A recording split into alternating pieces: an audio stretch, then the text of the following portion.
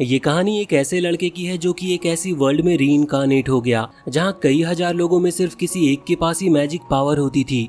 हालांकि वेल एक ऐसी फैमिली में पैदा हुआ था जिनके पास बिल्कुल पैसा नहीं है।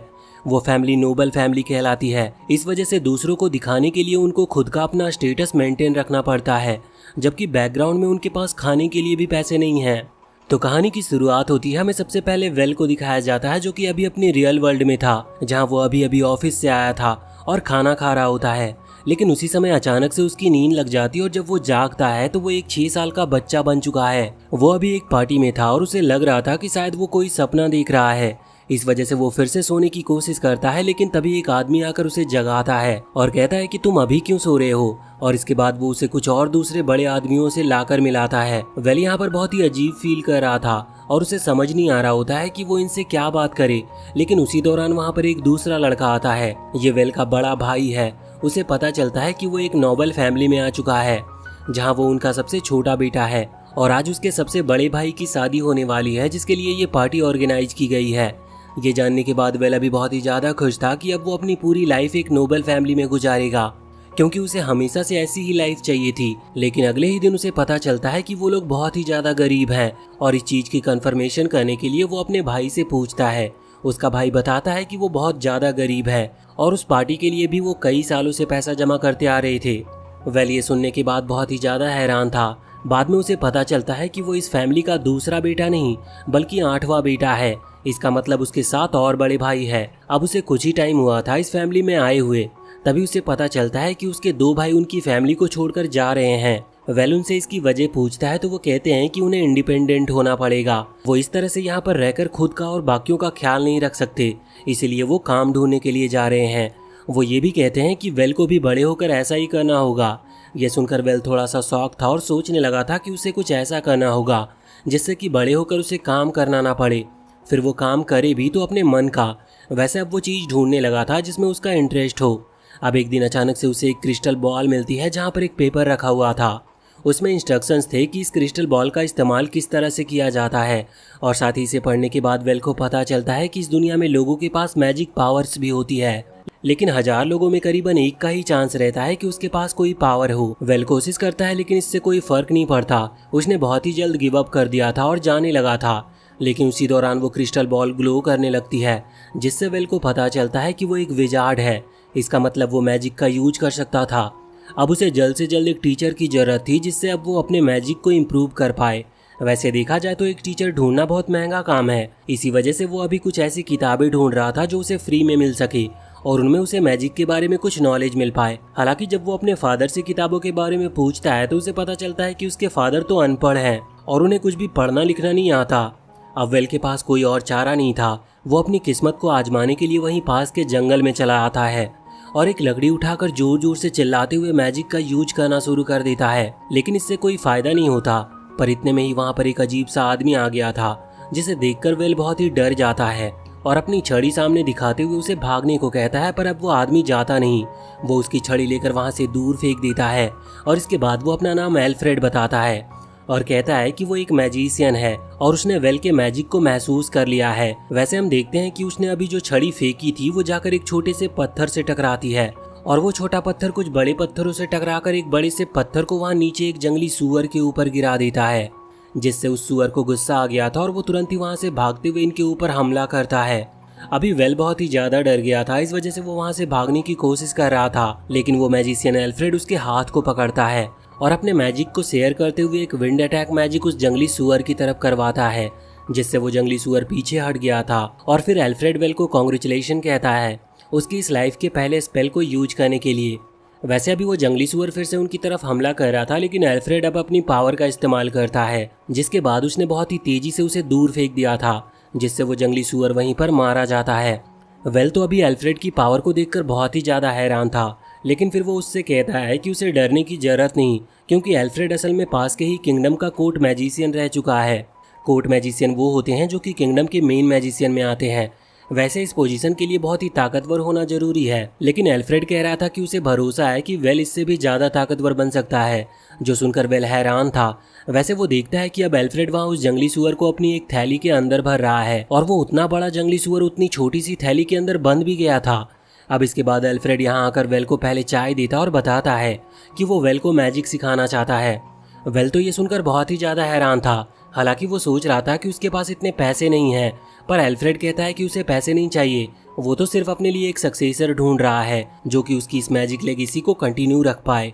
वेल ये सुनकर हैरान था क्योंकि वो तो हमेशा से अपने लिए एक टीचर ही ढूंढना चाहता था। वैसे एल्फ्रेड कहता है कि वो ये बात किसी को ना बताए, क्योंकि अगर लोगों को पता चला कि उसके पास मैजिक पावर है तो इससे प्रॉब्लम क्रिएट हो सकती है। यहाँ तक कि वो वेल से कहता है कि वो अपने फैमिली में भी ये बात किसी को ना बताए। वैसे वेल को ये बात ज़्यादा समझ में नहीं आती, लेकिन इसका रीजन उसका बड़ा भाई था जिसकी अभी अभी शादी हुई है। क्योंकि वो सबसे बड़ा बेटा है इसीलिए आगे चलकर वही फैमिली का लॉर्ड बनेगा। लेकिन अगर उसकी फैमिली को पता चला कि वेल के पास मैजिक पावर है तो इससे वेल को भी लॉर्ड बनाया जा सकता है। वेल भी ये बात समझ गया था क्योंकि उसे इस चीज़ से कोई प्रॉब्लम नहीं थी, वो किसी को ये बात नहीं बताएगा। अब अगले दिन से वेल की ट्रेनिंग चालू हो चुकी थी। सबसे पहले एल्फ्रेड उसकी माना यानी कि उसकी एनर्जी कैपेसिटी को चेक करता है तो उसे पता चलता है कि वेल की एनर्जी कैपेसिटी शुरुआत से ही बहुत अच्छी है। एल्फ्रेड भी इस बात से बहुत खुश था कि उसे एक ऐसा स्टूडेंट मिला जिसे सिखाना ज़्यादा मुश्किल नहीं होगा। वो वेल को रोज मैजिक की ट्रेनिंग देने लगा था, जिसके बाद वेल बहुत ही जल्दी अपने लेवल को इंक्रीज करते हुए नए नए स्पेल सीख रहा था। एल्फ्रेड ये देखकर हैरान था कि वेल बाकी किसी मैजिशियन की तरह नहीं है, उसे किसी भी स्पेल को सीखने में ज़्यादा टाइम नहीं लग रहा था। वैसे इसी दौरान एल्फ्रेड उसके लिए कुछ वेजिटेबल्स भी लाता था जो कि जंगल में बहुत अंदर से मिलती थी। वेल इन वेजिटेबल्स को लेकर अपने फैमिली के पास जाता है। उसकी फैमिली ये देखकर हैरान थी, लेकिन सभी उससे बहुत ही ज्यादा इम्प्रेस थे। हालांकि अभी उसका सबसे बड़ा भाई थोड़ा जेलस फील कर रहा होता है। वैसे एल्फ्रेड ने वेल को बहुत ही कम टाइम में फायर मैजिक और विंड मैजिक सिखा दिया था और अब वाटर मैजिक की बारी थी। वेल इस मैजिक की प्रैक्टिस घर पर भी किया करता था, लेकिन एक दिन वेल नोटिस करता है कि शायद उसका बड़ा भाई उसके ऊपर नजर रखने की कोशिश कर रहा है। इसका रीजन बस यही है क्योंकि वो डरता है कि कहीं आगे चलकर वेल इस फैमिली का लॉर्ड ना बन जाए। लेकिन वेल ने तो अपना मन पहले ही बना लिया है कि वो इस फैमिली का लॉर्ड नहीं बल्कि एक एडवेंचरर बनना चाहता है। वैसे आज वो हिम्मत करके अपने फादर से इस बारे में बात करता है, लेकिन उसके फादर कहते हैं कि उनके पास इतने पैसे नहीं हैं कि वो वेल को किसी एडवेंचरर एकेडमी में भेज सके। अभी वेल को पैसे की भी जरूरत है। वो इस बारे में एल्फ्रेड से बात करता है तो एल्फ्रेड उससे कहता है कि अगर वो पैसे ही कमाना चाहता है तो वो मर्चेंट गिल्ड को ज्वाइन कर सकता है, इससे वो पैसे कमा लेगा। वेल फैसला करता है कि वो ऐसा ही करेगा। वैसे इससे पहले एल्फ्रेड उसे एडवांस मैजिक जैसे कि उड़ना या फिर टेलीपोर्टेशन स्पेल्स टाइप मैजिक सिखा रहा था। अब उसी रात एल्फ्रेड नोटिस करता है कि उसकी बॉडी पर जो कर्स लगा हुआ है वो और ज्यादा तेजी से बढ़ रहा है। इसका मतलब वो जल्द ही मारा जाएगा। इसलिए वो फैसला करता है कि वो वेल को ये बात बताएगा। हालांकि अगले दिन उसने वेल को पूरा कारण नहीं बताया था, वो सिर्फ इतना कहता है कि अब वो वेल को और कुछ नहीं सिखा सकता, इसीलिए वेल को अब आगे खुद बढ़ना होगा। लेकिन वेल ऐसा चाहता नहीं था। वो रिक्वेस्ट करता है कि एल्फ्रेड आगे भी उसकी स्टडी को कंटिन्यू रखे, लेकिन एल्फ्रेड मना कर रहा था। वेल अभी इस चीज से बहुत उदास था। वैसे रात के टाइम जब वो अपनी फैमिली के साथ बैठकर खाना खा रहा होता है तब उसके फादर जंगल में दिखे एक जॉम्बी के बारे में बात करते हैं। वो बताते हैं कि कुछ लोग बात कर रहे थे कि उन्होंने जंगल में एक ऐसे आदमी को देखा है जिसकी स्किन वाइट है और वो बहुत कोल्ड है। वो इंसानों की तरह नहीं है, ऐसा लगता है जैसे वो मारा जा चुका है और वो एक जॉम्बी की तरह है। ये सुनने के बाद वेल को एल्फ्रेड की याद आती है, क्योंकि वो भी सेम उसी तरह का है जिस तरह उसके फादर बात कर रहे थे। अब वेल तुरंत ही रात के ही टाइम वहाँ से जंगल की तरफ भागता है। वो किसी तरह से अपने मैजिक से उड़ने की कोशिश कर रहा होता है। हालांकि उसका मैजिक अभी इतना इम्प्रूव नहीं हुआ है, इस वजह से वो गिर जाता है। तभी एल्फ्रेड वहाँ पर आता है। वेल उससे कहता है कि मैंने सुना है कि यहाँ पर जॉम्बी हैं, इसलिए तुम्हें यहाँ पर रहना नहीं चाहिए, तुम मेरे घर पर छुप सकते हो। और अब वेल उसे ले जाने लगता है, लेकिन एल्फ्रेड कहता है कि जिस जॉम्बी की बात सब लोग कर रहे हैं वो असल में वही है। अभी वेल को भी ये बात का हल्का सा शक तो था ही, इसीलिए वो उससे डर नहीं रहा था, पर वेल के मन में कई सारे सवाल थे। एल्फ्रेड उससे कहता है कि तुम ज्यादा मत सोचो, असल में वो जिस किंगडम का कोर्ट मैजिशियन था उस किंगडम के ही सबसे बड़े बेटे को एक बहुत ही अजीब सी बीमारी हुई, जिस बीमारी के लिए उन्हें एक खास दवाई की जरूरत थी। और उस दवाई को लाते लाते जो सभी पावरफुल मैजिशियन थे वो कई सारे मॉन्स्टर्स के बीच में घिर चुके थे।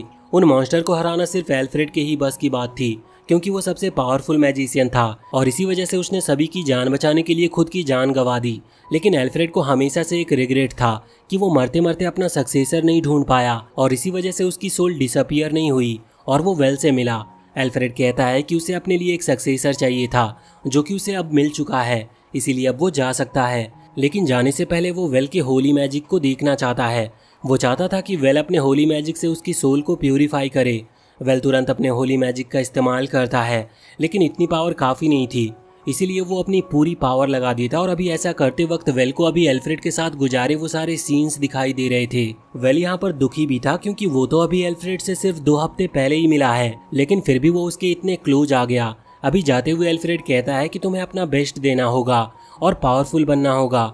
जब एल्फ्रेड चला जाता है तो वेल अपने आंसू पोंछकर खुद ये फैसला करता है कि वो एक बहुत ही अच्छा स्टूडेंट बनेगा। जिसके बाद से वेल ने रेगुलर बहुत ही ज़्यादा प्रैक्टिस करना शुरू कर दिया। वो पहले से ज़्यादा मेहनत कर रहा था खुद को स्ट्रांग बनाने में और फिर देखते ही देखते साल बीत जाते हैं। वेल अब काफ़ी बड़ा हो चुका था और फाइनली अब वो एडवेंचरर्स एकेडमी में जा सकता था। आज उसका वहाँ पर पहला दिन था। अभी सारे स्टूडेंट्स एक दूसरे को इंट्रोड्यूस करा रहे थे, जिस दौरान वेल की भी बारी आती है। लेकिन वेल अपनी ट्रेनिंग में इतना खोया हुआ रहता था कि वो लोगों के साथ कम्युनिकेट भी करना नहीं सीख पाया। इस वजह से उसे खुद के बारे में किसी को बताने में भी बहुत प्रॉब्लम हो रही थी। अब जब सभी स्टूडेंट एक दूसरे को इंट्रोड्यूस करा देते हैं तो सब अपनी सीट पर बैठ जाते हैं। जिसके बाद वहाँ पर इंस्ट्रक्टर की एंट्री होती है। वो अपने हाथ में एक पेपर लेकर आए थे और कह रहे थे कि सबसे पहले अब तुम्हें एक पार्टी मतलब कि एक ग्रुप ज्वाइन करना होगा और ये ग्रुप वो खुद ही बनाएंगे। लेकिन वेल यहाँ पर बहुत परेशान था क्योंकि यहाँ पर उसका कोई भी दोस्त नहीं है और कोई भी उससे बात नहीं कर रहा क्योंकि उसने खुद को अच्छी तरह से किसी को इंट्रोड्यूस भी नहीं कराया था। उसे लग रहा होता है कि शायद सब उसे कमजोर समझते हैं, इसीलिए उससे कोई बात नहीं कर रहा। लेकिन वहीं सभी लोग उसे ओवर एस्टिमेट कर रहे थे क्योंकि वो जानते थे कि वेल ने मैजिक में बहुत ही ज़्यादा हाई स्कोर को गैदर किया है। इसी वजह से उसे स्कॉलरशिप मिली थी, इसीलिए उसकी फीस भी नहीं लगी। और बाकी सभी स्टूडेंट सोच रहे होते हैं कि वो बहुत ही ज़्यादा पावरफुल है, इसीलिए वो कभी भी उनकी टीम में नहीं आएगा, इसीलिए वो उससे बात ही नहीं कर रहे थे। वैसे इसी बीच हम सुजान और लुइस नाम की 2 लड़कियों को देखते हैं। वो अभी आपस में बात कर रही थी और टीम बना रही थी। उसी दौरान वहाँ पर एरविन आता और कहता है कि वो उनकी टीम में ज्वाइन होना चाहता है। अभी वो लोग उसे एक्सेप्ट कर लेते हैं। हालांकि वो बात कर रहे थे कि उनकी टीम में पावरफुल मैजिशियन भी होना चाहिए। साथ ही दूसरी भी जो टीम्स थी वो भी इसी बारे में बात कर रही थी और उनकी क्लास में सबसे पावरफुल मैजिशियन वेल ही है। लेकिन फिर भी वो वेल से बात नहीं कर पाते क्योंकि उन्हें डर था कि वेल उन्हें साफ मना ना कर दे। अब जब सभी लोगों ने टीम बना ली थी तो इंस्ट्रक्टर कहते हैं कि मैं जानता हूँ कि तुम लोग अब टास्क को पूरा करोगे जिससे कि तुम थोड़े पैसे कमा सको। वैसे सबसे अच्छा टास्क हंटिंग का है क्योंकि उसके लिए तुम्हें सबसे ज़्यादा पैसे मिलते हैं। लेकिन तुम में से कोई भी इसमें अकेला नहीं जाएगा क्योंकि ये बहुत खतरनाक भी हो सकता है। अभी यहाँ पर एरविन, सुजान और लुइस बात कर रहे थे कि वेल को वो सभी लोग अपनी टीम में लेना चाहते हैं, लेकिन वेल किसी की टीम में ऐसे ही नहीं आएगा, उन्हें पहले खुद को साबित करना होगा। अब इस चीज के लिए वो पूरी मेहनत करते हैं और क्लास में बाकी सारी टीमों से ज्यादा बीस्ट को हंट करके ले आते हैं। वो बहुत खुश हो रहे थे और सोच रहे थे कि अब तो वेल पक्का उन्हें ज्वाइन कर लेगा। लेकिन उसी दौरान वेल वहां पर आता है जिसने अकेले ही बाकी सभी से ज्यादा बीस्ट को पकड़ा था। ये देखने के बाद सभी लोग हैरान थे और आपस में बात कर रहे थे कि कोई फायदा नहीं क्योंकि अब वो वेल को अपनी टीम में ज्वाइन नहीं करवा सकते, वो अकेला ही उन सभी से ज्यादा ताकतवर है। यही सोचते हुए अब वो सभी वहाँ से चले जाते हैं। इस तरफ वेल सोच रहा था कि अच्छा हुआ उसने बहुत सारे मॉन्स्टर को मार दिया, इससे अब उसे बहुत पैसे मिलेंगे और वो सभी को एक पार्टी देगा जिससे कि उसकी दोस्ती सभी के साथ हो पाए। लेकिन जब वो पैसे लेकर घूमता है तो वहाँ पर कोई भी नहीं था। अब अगले सीन में हम देखते हैं कि सुजान, लुइस और एरविन तीनों ही जंगल की तरफ जा रहे थे। क्योंकि वो वेल से हार गए हैं इसीलिए उन्होंने फैसला किया था कि वो फिर से हंटिंग करेंगे और बहुत सारे मॉन्स्टर्स को पकड़ेंगे जिससे कि वो वेल को बता सके कि वो भी पावरफुल है और वेल उनकी टीम को ज्वाइन कर ले। लेकिन ये उनकी बहुत बड़ी गलती थी क्योंकि यहाँ पर उन्हें बहुत सारे वुल्फ घेर लेते हैं। अब वो कुछ कर नहीं सकते क्योंकि वो ज्यादा से ज्यादा कितने ही वुल्फ को मार सकते हैं। वहाँ पर बहुत सारे वुल्फ थे लेकिन इतने में ही वेल वहाँ पर आ जाता है। उसने उन लोगों की प्रेजेंस को महसूस कर लिया था। वो यहाँ पर अपने मैजिक से धरती के अंदर से बहुत सारे पत्थरों को बाहर निकालता है जिससे वो सारे मॉन्स्टर मारे जाते हैं और ऐसा करके वेल ने उन लोगों की जान बचा ली थी। अब बाद में जब वो चारों आपस में बात कर रहे थे तो अब वेल को पता चलता है कि वो तीनों उसे ओवर एस्टिमेट कर रहे थे और वो तीनों ही नहीं बल्कि पूरी क्लास उसे ओवर एस्टिमेट कर रही थी जिस वजह से उससे कोई बात नहीं कर रहा था। वेल ये सुनकर हैरान था क्योंकि वो खुद भी बताना चाहता था कि वो उनकी टीम में ज्वाइन होना चाहता है। लेकिन इतने में ही वहाँ पर इंस्ट्रक्टर आ जाते हैं और बताते हैं कि ड्यूक ने अपने एक पार्टी के लिए सभी को इन्वाइट किया है। ड्यूक असल में एक पोजीशन होती है जिसे किंग का बहुत ही खास माना जाता है। अब वेल और उसके सभी नए दोस्त उस पार्टी में पहुंच चुके थे। यहाँ पर जो ड्यूक था वो वेल को देखकर बहुत खुश था क्योंकि वो उसकी फैमिली को जानता है और उसे वेल की पावर के बारे में भी पता है। वो उसे अपने मेंशन में इनवाइट करता है लेकिन वेल किसी के घर पर पहले कभी अकेला नहीं गया था। इसी वजह से वो एरविन, सुजान और लुइस को एज अ टीम पार्टनर बताकर अपने साथ ले आता है। अभी वो तीनों भी हैरान थे कि उन्हें ड्यूक के घर में जाने को मिल रहा है। वहाँ पर जाने के बाद वेल की मुलाकात एक कोर्ट मैजिशियन से होती है। उसे जानने को मिलता है कि ये कोर्ट मैजिशियन एल्फ्रेड का टीचर रह चुका है। वैसे ज़्यादा हैरानी की बात ये थी कि असल में इस मैजिशियन को भी पता था कि एल्फ्रेड उस वक्त मर तो गया था, लेकिन उसकी सोल डिसअपियर नहीं हुई थी, क्योंकि वो ये भी जानता था कि एल्फ्रेड हमेशा से अपने लिए एक ऐसा सक्सेसर ढूंढना चाहता था जो कि उससे भी ज़्यादा ताकतवर हो। और वेल के पास उसने वो थैली भी देख ली थी जो कि एल्फ्रेड की थी। वेल बताता है कि हाँ, एल्फ्रेड ने इसमें कई सारी चीज़ें जमा करके रखी है और इसीलिए अब वेल ये चीज़ें उन्हें देना चाहता है। हालांकि एल्फ्रेड की जो स्टोरी थी उसे जानने के बाद सभी बहुत ही ज़्यादा दुखी थे। अगले सीन में हम देखते हैं कि एरविन, लुइस और सुजान तीनों ही वहाँ मेंशन के बाहर थे और दुखी थे और बात कर रहे थे कि उन्होंने वेल को गलत समझा, क्योंकि वेल भी सेम उन्हीं की तरह है। वो भले ही एक नोबल फैमिली से बिलोंग करता है, लेकिन वहाँ का वो सबसे छोटा है, इस वजह से वो लॉर्ड नहीं बन सकता, भले ही उसके पास टैलेंट कितना भी क्यों ना हो। लेकिन उन्हें ये नहीं पता था कि वेल को तो लॉर्ड बनना ही नहीं है, वो तो एक एडवेंचर बनना चाहता है। वैसे अब तभी वेल वहाँ पर दौड़ता हुआ आता और इन लोगों से माफ़ी मांगते हुए कहने लगता है कि मुझे माफ़ करना, मैं तुम्हें इस पार्टी में ले आया और वो भी बिना तुमसे पूछे। पर इस पर वो सभी कहते हैं कि नहीं, वो इस तरह की पार्टी में पहली बार आए हैं, उन्हें यहाँ पर बहुत मज़ा आया। वेल उनसे कहने लगता है कि वो उनकी टीम को ज्वाइन करना चाहता है। वो बहुत टाइम से ये चीज़ सोच रहा था, लेकिन उसकी हिम्मत नहीं हुई ये कहने की। ये सुनकर वो तीनों हंसने लगते हैं, क्योंकि वो सभी भी यही चाहते थे। अब तभी वहाँ पर ड्यूक और वो एल्फ्रेड का रह चुका टीचर मैजिशियन वहाँ पर आता है। वो इस वक्त वेल को रिवॉर्ड देने के लिए आए थे, क्योंकि वेल जो थैली लेकर आया है उसके अंदर उनके लिए बहुत सारी काम की चीज़ें थी और एल्फ्रेड की इस थैली को वेल ने उन तक पहुंचाया है, इसीलिए वो उसे 100 गोल्डन कॉइन देते हैं। वैसे वो लोग बताते हैं कि वेल को वो मेंशन भी मिला है जिसमें मरने के पहले एल्फ्रेड रहा करता था। वेल ये सुनकर हैरान था और जब वो वहाँ पर पहुँचता है तो देखता है कि ये मेंशन बहुत बड़ा है, वो अकेले यहाँ पर रह नहीं सकता, इसीलिए वो अपने दोस्तों को भी यहीं पर बुला लेता है। अब इसके बाद कुछ टाइम बीत चुका था। अगले सीन में हम देखते हैं कि वेल और उसके दोस्त अभी एक स्पेस शिप पर थे। यहाँ पर वो उड़ते हुए वेल के भाई एरिक की शादी में जा रहे थे। अभी उनके साथ वो मैजिशियन भी है जो कि एल्फ्रेड का टीचर रह चुका है। वैसे इसका नाम ब्रेन है। अभी यहाँ पर एरविन बहुत ज़्यादा डरा हुआ था, क्योंकि वो पहली बार इस तरह की शिप पर बैठा है। इसीलिए ब्रेन उसे समझाता है कि डरो मत, ये शिप नहीं गिरने वाली। लेकिन उसी दौरान वहाँ पर डार्क क्लाउड फैलने लगता है, जो देखकर सभी लोग डर रहे थे। और उसी समय वहाँ सामने एक स्केलेटन ड्रैगन आता है, जिसे देखकर बाकी पैसेंजर बहुत ही ज़्यादा डर जाते हैं और कैप्टन से कहने लगते हैं कि ये क्या है। कैप्टन कहता है कि डरो मत, हमारे साथ ब्रेन है। लेकिन ब्रेन बताता है कि वो इस ड्रैगन को खत्म नहीं कर सकता, क्योंकि इसे खत्म करने के लिए होली मैजिक की जरूरत है। पर वो ये भी कहता है कि हमें डरने की जरूरत नहीं, क्योंकि हमारे साथ एक ऐसा मैजिशियन है जिसे होली मैजिक का यूज करना आता है। और वो वेल की बात कर रहा था और अब वो वेल को वहाँ बाहर जाने को कहता है। वेल यहाँ पर बिल्कुल भी घबराया नहीं था, वो तुरंत ही वहाँ से बाहर आता है और वो इस वक्त फ्लाइंग मैजिक का यूज कर रहा था। ब्रेन उससे कहता है कि तुम सिर्फ उस ड्रैगन को हराने पर ध्यान दो, क्योंकि इस शिप को तो मैं प्रोटेक्ट करूंगा। अब इसके बाद वेल वहाँ से बाहर आ चुका था। वो उड़ते हुए ड्रैगन के करीब आ रहा था। पहले तो वो कुछ देर रुकता है, जब तक कि ब्रेन उस शिप के आसपास एक बैरियर ना बना ले। जब बैरियर पूरी तरह से बन जाता है तो इसके बाद वेल अपने होली मैजिक का यूज करना शुरू करता है। अभी उसी पावर से उस ड्रैगन को तकलीफ हो रही थी, इस वजह से वो वेल को रोकने के लिए उस पर कई तरह के अटैक करता है। लेकिन वेल उसके अटैक्स को डॉज करते हुए फिर से होली मैजिक का इस्तेमाल करता है। अभी जैसे ही वेल का होली मैजिक उस ड्रैगन के अटैक को रोकते हुए ड्रैगन की बॉडी में फैलता है, तो इससे उसे और भी ज़्यादा दर्द होने लगा था और वो ड्रैगन पागल होते हुए वेल पर हमला करना शुरू कर देता है। वेल कुछ देर तो उसके अटैक से बचता है, जिससे कि उसका मैजिक उस ड्रैगन की बॉडी में पूरी तरह से फैल जाए। और जैसे ही ऐसा होता है तो वो ड्रैगन मारा जाता है और उसकी बोन्स हवा में से नीचे गिरने लगती है। वैसे उन बोन्स के हटते ही वहाँ सामने एक बड़ा सा रेड क्रिस्टल अपीयर होता है। वैसे उसी दौरान ब्रेन वहाँ से वेल पर चिल्लाता है और कहता है कि तुम उन सभी बोन्स को अपने उस थैली के अंदर रख लो, जिसके बाद वेल ने हर चीज़ को स्टोर करके रख लिया था और साथ ही उस रेड क्रिस्टल को भी। अब यहाँ पर वेल इन सबसे बहुत थक चुका था, इसीलिए वो आराम कर रहा था। लेकिन उसी दौरान वहाँ पर आर्कवेल आता और आर्कवेल असल में ब्रेन का दोस्त है और ये लोग बहुत पहले साथ में एडवेंचर्स पर जाया करते थे।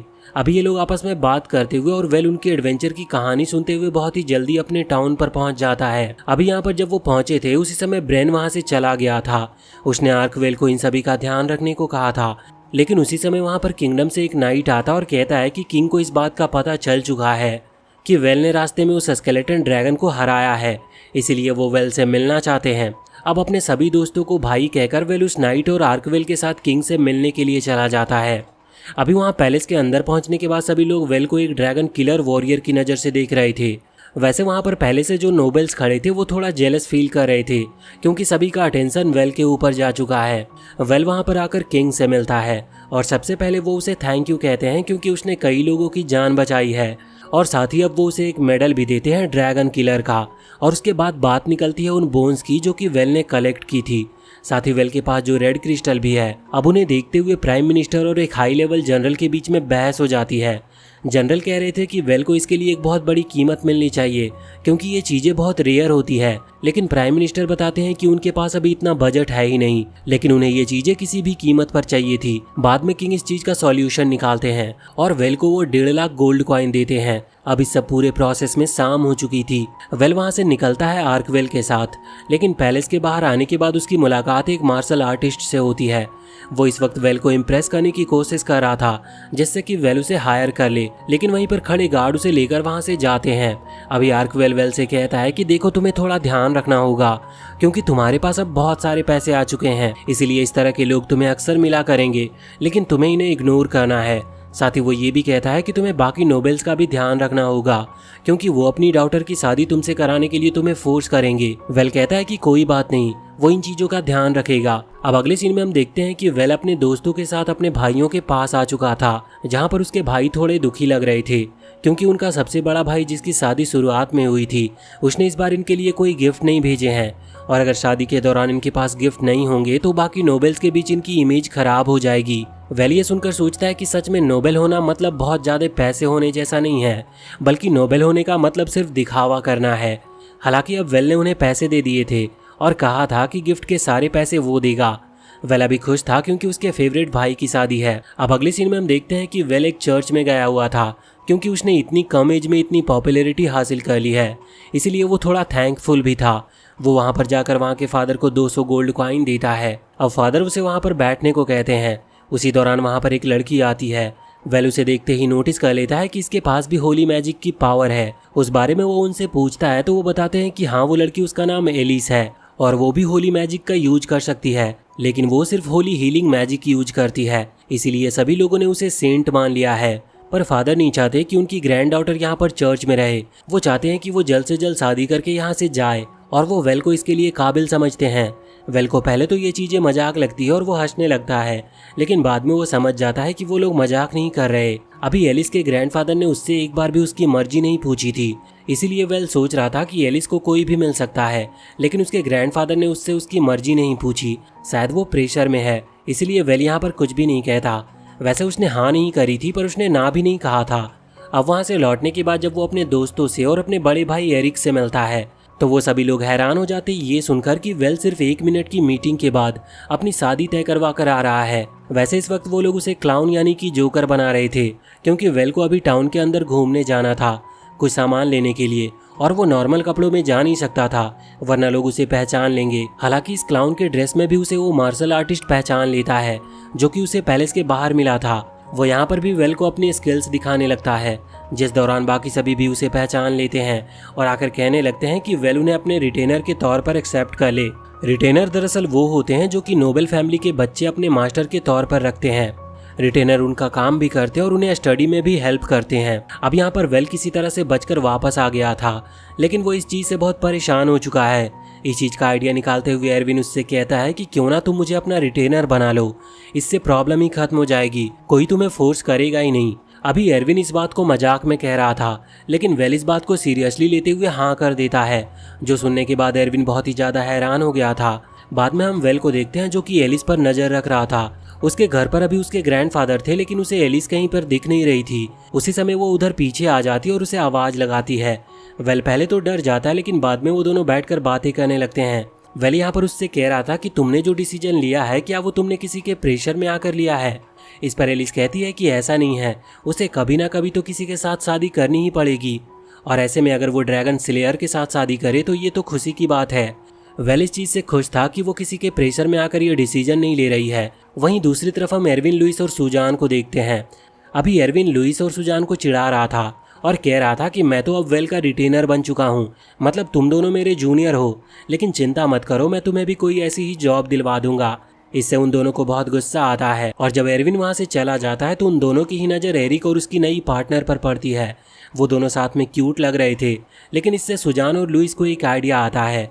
वो फैसला करते हैं कि अब वो वेल को इम्प्रेस करेगी और ऐसा कुछ करेगी जिससे कि वेल उन्हें भी लाइक करने लगे, जिससे कि एलिस के साथ साथ वो भी वेल से शादी कर लेगी और इसके बाद फिर वो वेल की बहुत खास बन जाएगी। इसीलिए फिर एरविन उन्हें नहीं चिढ़ा पाएगा और फिर वो अमीरों वाली जिंदगी जी सकती है। अभी इसी प्लान को कामयाब करने का सोचते हुए वो हंस रही थी, लेकिन उसी समय वहाँ पर वेल आ जाता है। यहाँ पर सिचुएशन थोड़ी सी वियर्ड होती है, लेकिन फिर वो दोनों कोशिश करती है कि वो वेल को इम्प्रेस करे। हालांकि वेल इम्प्रेस तो नहीं होता, बल्कि वो वहाँ से उठकर चला जाता है। लेकिन इन दोनों ने हार नहीं मानी थी।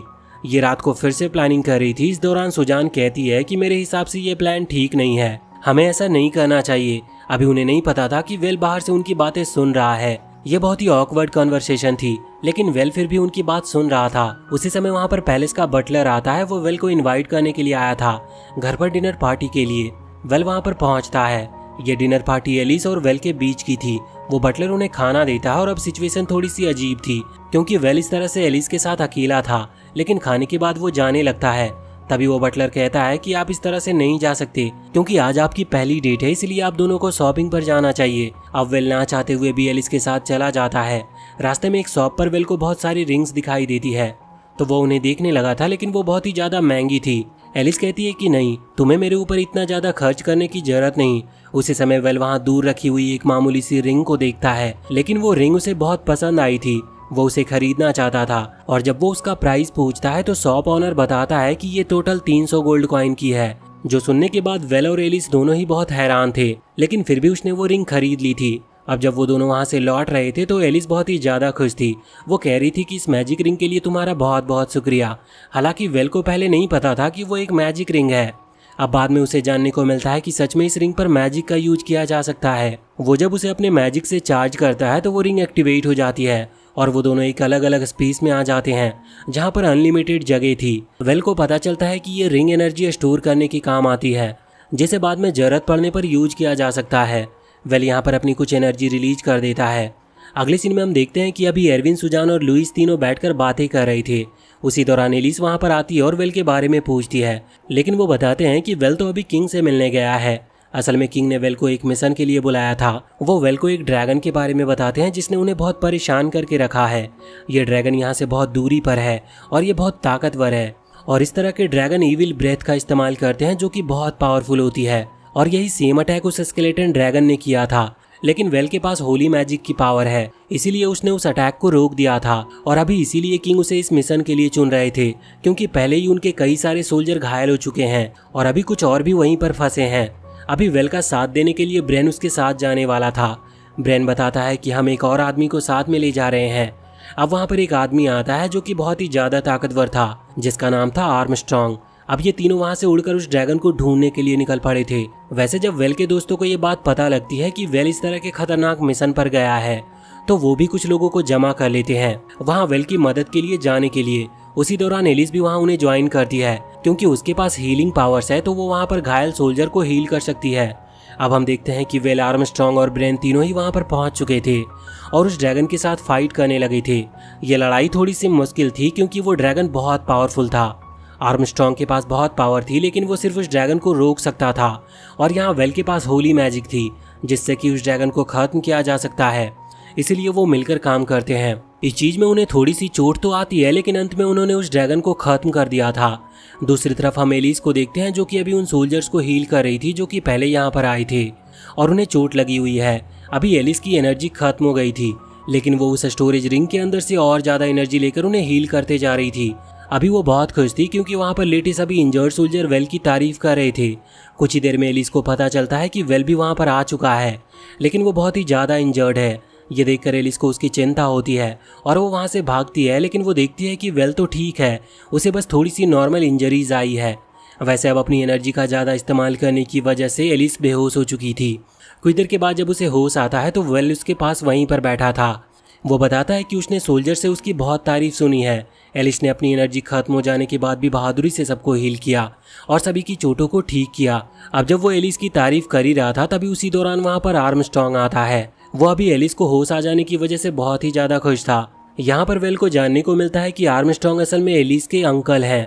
वैसे इसके बाद हम देखते हैं कि अभी वेल को किंग ने पैलेस के अंदर बुलाया था, जहाँ वो उसे एक और ड्रैगन स्लेयर का टाइटल मेडल देते हैं। वैसे किंग कहते हैं कि अब वो यहाँ से जा सकता है, मतलब कि वो अभी टाउन छोड़कर जाने वाला था। इसके लिए सबसे पहले वो एल्फ्रेड के उस मेंशन में जाता है जहाँ पर उसका कुछ सामान था, तो वो सामान रखने लगा था। यहाँ पर लुइस और सुजान को पता चलता है कि एलिस भी उनके साथ जा रही है और अब से वो वेल के साथ ही रहेगी। ये सुनकर लुइस और सुजान सोचने लगी थी कि अगर ऐसा ही रहा तो अब वो अपने प्लान पर काम नहीं कर पाएगी। इस तरफ वेल सोच रहा था कि सुजान और लुइस दोनों ही उसी एज की लड़कियां हैं, इसीलिए अगर वो उसके साथ रहेंगी तो एलिस को शायद ये अच्छा ना लगे। इसीलिए पहले वो इसके बारे में एलिस से पूछता है, तो इस पर एलिस कहती है कि नहीं, नोबेल्स एक से ज्यादा भाई भी रख सकते हैं, इसीलिए उसे कोई तकलीफ नहीं है। अब यहाँ पर अपॉर्चुनिटी देखकर यहाँ सुजान और लुइस तुरंत ही इस चीज की कंफर्मेशन मांगते हैं, जिस पर एलिस हाँ कर देती है। अब कुछ महीनों के बाद हम देखते हैं कि वेल के एक और भाई ने शादी की थी, इसीलिए वो वापस से यहाँ किंगडम में आया था, जिस दौरान एरिक उसे बताता है कि यहाँ पर एक टूर्नामेंट होने वाला है। अभी वेल यहाँ पर उस टूर्नामेंट में हिस्सा लेना चाहता था, लेकिन वहाँ पर मैजिशियंस के लिए कोई जगह नहीं है। वेल सोचता है कि उसे हिस्सा तो लेना है, लेकिन उसे और कुछ आता भी नहीं। पर एरिक बताता है कि यहाँ पर स्वॉर्ड फाइट भी होगी, इसीलिए अगर तुम चाहो तो तुम स्वॉर्ड फाइट में हिस्सा ले सकते हो। लेकिन वेल को ये बिल्कुल नहीं आती थी, लेकिन उसका भाई कह रहा है, इसीलिए वो मना नहीं कर पाता। दूसरी तरफ हम देखते हैं कि अभी सुजान, एरविन और लुइस घर पर थे। उसी समय वहाँ पर ब्रेन आता है और उन्हें इस टूर्नामेंट के बारे में बताता है, जो सुनने के बाद लुइस और सुजान ने फैसला कर लिया था कि वो उसमें हिस्सा लेगी। लेकिन वो जानती है कि उनके पास ना ही ज़्यादा अच्छी मैजिक पावर है और ना ही इतनी स्ट्रेंथ है, लेकिन इसके लिए वो अब ट्रेनिंग करने लगी थी। एरविन वहीं पर लेटा हुआ था, वो ट्रेनिंग के लिए नहीं जा रहा था, इसीलिए ब्रेन उसे डराने के लिए कहता है कि अगर ऐसा ही चलता रहा तो वेल उसे रिटेनर की जॉब से निकाल देगा, क्योंकि एरविन बहुत कमज़ोर है। अब उसी रात की बात है जब ये सभी खाना खा रहे थे। उसी दौरान वेल इन्हें बताता है कि एलिस भी उनकी टीम को ज्वाइन करना चाहती है, क्योंकि वो एक अच्छी हीलर है, इसीलिए इससे उनकी टीम और ज़्यादा पावरफुल हो जाएगी।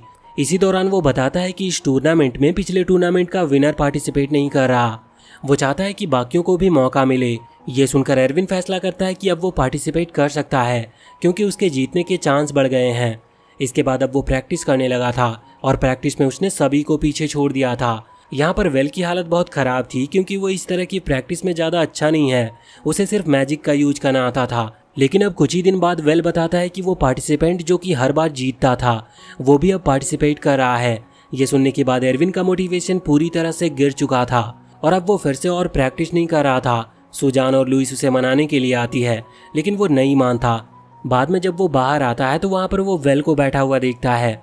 वो पूछता है कि बाकी सब कहाँ पर है, तो वेल बताता है कि सुजान और लुइस प्रैक्टिस के लिए गए हैं। हालांकि एलिस भी प्रैक्टिस के लिए ही गई है।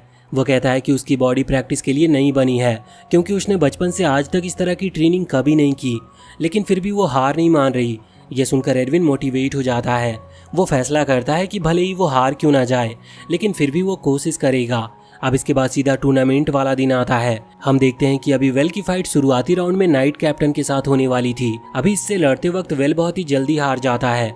अब वो बैठ गया था और देखने लगा था अपने बाकी दोस्तों को। हम देखते हैं कि उस राउंड में ही लुइस सेमीफाइनल तक पहुंचकर हार जाती है। हालांकि सुजान फाइनल तक पहुंच चुकी थी, लेकिन फिर भी वो वहां पर हार जाती है। और अब ये शुरुआती राउंड खत्म होते हैं और एरविन किसी तरह से फाइनल तक पहुंच जाता है। उसने सभी को हरा दिया था, लेकिन फाइनल में उसकी फाइट उस नाइट कैप्टन से होने वाली थी। ये वही नाइट कैप्टन है जिसने अभी कुछ देर पहले वेल को हराया था, और यही वो विनर है जो कि हर टूर्नामेंट में जीतता है। अभी फाइट से पहले एरविन थोड़ा घबराया हुआ था। वहाँ के लोग उसे समझाते हैं कि उसे लड़ने की जरूरत नहीं, लेकिन एरविन सोच रहा था कि अगर वो हार गया या उसने हार मान ली तो शायद वेल उसे अपनी टीम से और रिटेनर की जॉब से निकाल दे। तभी वहाँ सुजान और लुइस आती है। वो उसके लिए अभी लंच लेकर आई थी जो कि वेल ने दिया था। वो उससे कहती है कि उसे घबराने की जरूरत नहीं, क्योंकि वेल उसे कभी भी अपनी टीम से या रिटेनर की जॉब से नहीं निकालेगा। इससे एरविन थोड़ा रिलैक्स फील करता है, लेकिन वो डिसाइड करता है कि वो हार नहीं मानेगा और अब अपनी टीम के लिए लड़ेगा। लड़ाई के दौरान वो बहुत अच्छा परफॉर्म करता है, जिससे वो नाइट कैप्टन बहुत खुश था।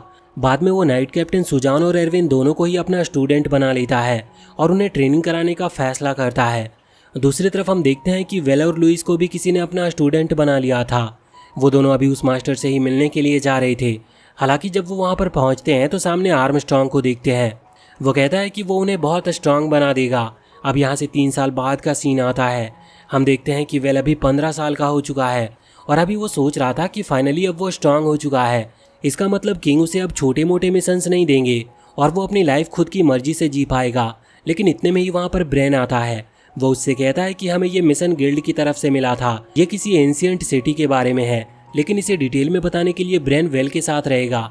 अभी वो वेल को उस जगह पर लेकर आता है जहाँ पर उन्होंने उस ड्रैगन को हराया था। लुइस यहाँ पर आकर उसे बताती है कि यहाँ पर एक डंजन है, जिस डंजन को क्लियर करने के लिए किंग ने कई सारे एडवेंचरर ग्रुप को भेजा था, लेकिन वो सभी वापस लौट कर नहीं आए। किंग को लगता है कि यहाँ पर कोई ड्रैगन है, इसलिए उन्होंने किंगडम की सबसे अच्छी ड्रैगन प्लेयर टीम को यहाँ पर बुलाया है। हालांकि ड्रैगन के बारे में सुनकर वेल के अलावा बाकी सभी डरे हुए थे। जब वो वहाँ से आगे बढ़ते हैं तो एक अजीब सा गेट दिखाई देता है। गेट के अंदर आने के बाद वेल अजीब फील कर रहा था, इसलिए वो वहाँ से लौटने की कहता है, लेकिन इतने में ही वो गेट लॉक हो चुका था और फिर अचानक से वो टेलीपोर्ट हो जाते हैं। वो टेलीपोर्ट होकर उस डंजन के सबसे नीचे पहुंच चुके थे। इस पर ब्रेन कह रहा था कि शायद ये एंशिएंट सिविलाइजेशन का कोई ट्रैप होगा, क्योंकि पहले के लोग ऐसे ही ट्रैप तैयार करते थे। हालांकि अब यहाँ से वापस ऊपर की तरफ नहीं जाया जा सकता था, क्योंकि यहाँ पर वेल का टेलीपोर्टेशन मैजिक काम नहीं करेगा, इसीलिए उनके पास आगे बढ़ने के अलावा और कोई रास्ता नहीं है। वो वहाँ से आगे बढ़ने लगते हैं, लेकिन फिर से वो एक ऐसे रूम में पहुंच जाते हैं जहाँ पर बहुत सारे गोलेम थे। ये गोलेम सोल्जर्स अभी तो डेड थे, लेकिन जैसे ही गेट लॉक होता है तो इसके बाद ये सब जाग जाते हैं। अब ये यहाँ पर हमला करने वाले थे, इसीलिए वेल उन्हें रोकने वाला था, पर उसके दोस्त मना करते हैं और कहते हैं कि उसे अपनी एनर्जी बचानी चाहिए उस ड्रैगन के लिए, और वो भी अभी शो ऑफ करना चाहते थे कि उन्होंने 3 साल में क्या सीखा। इसके बाद वो हमला करना शुरू कर देते हैं, जिस दौरान ब्रेन नोटिस करता है कि ये गोलेम इन अटैक के सामने कमजोर पड़ते हैं, इसीलिए वो वेल से भी विंड मैजिक का इस्तेमाल करने को कहता है और खुद भी इस्तेमाल करता है, और कुछ ही देर में इन सभी ने मिलकर उन सभी गोलेम्स को हरा दिया था। उसी दौरान लुइस को एक आवाज सुनाई देती है। जब वो वहाँ से आगे बढ़ती है तो वो देखती है कि ऊपर के प्लॉट से भी कुछ गोलेम नीचे की तरफ आ रहे थे। ये लोग अब उन गोलेम से भी फाइट करने लग जाते हैं।